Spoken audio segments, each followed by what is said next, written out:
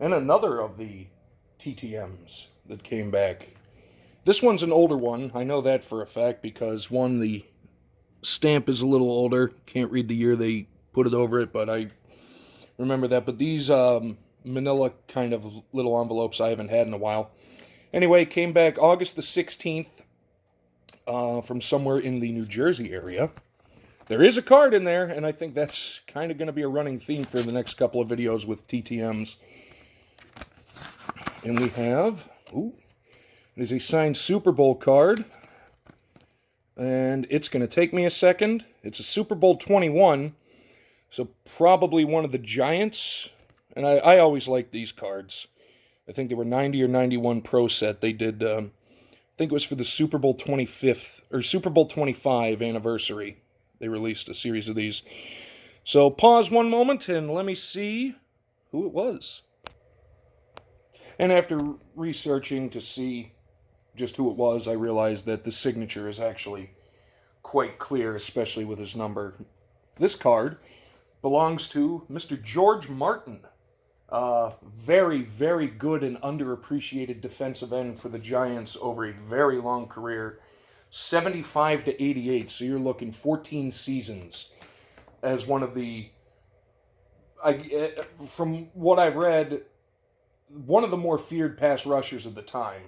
He's credited officially by the NFL with 46 sacks, but lest we not forget, the sack wasn't an official statistic until sometime in the 80s. So there were several seasons that he played where he wasn't credited for any of the sacks.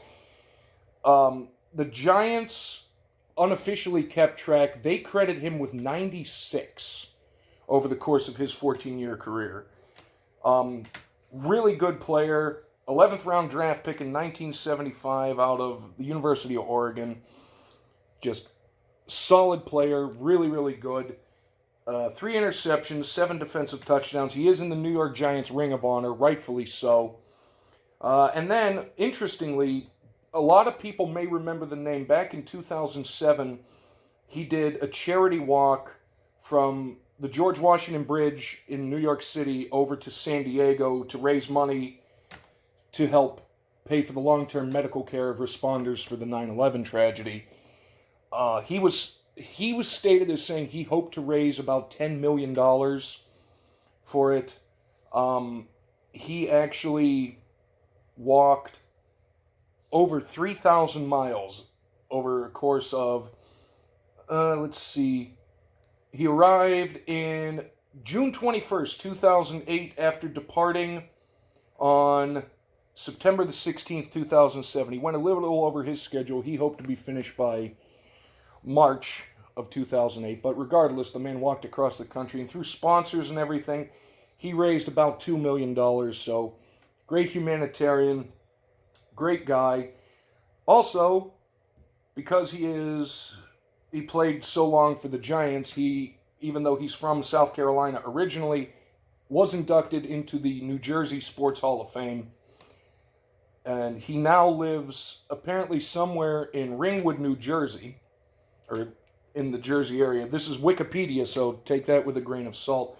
However, this is an old send. I sent this on November 19th of 2019. And I did call it with the envelope. And that was to an address in Elk Grove, California. Apparently he has since moved and took it with him. But there you go. So if you're looking for, if any of you Giants fans who remember him, which should be most of you of a certain age, because Super Bowl 21, when they beat the Broncos, he was a big part of it. Looks like somewhere in New Jersey is going to be the best bet for him. But either way, I love these little cards. Great player, underappreciated player, and I'm going to throw him along with Dave Butts as one of those guys that doesn't get the recognition and credit they deserve for how good they were. So there you go, Mr. George Martin. Thank you.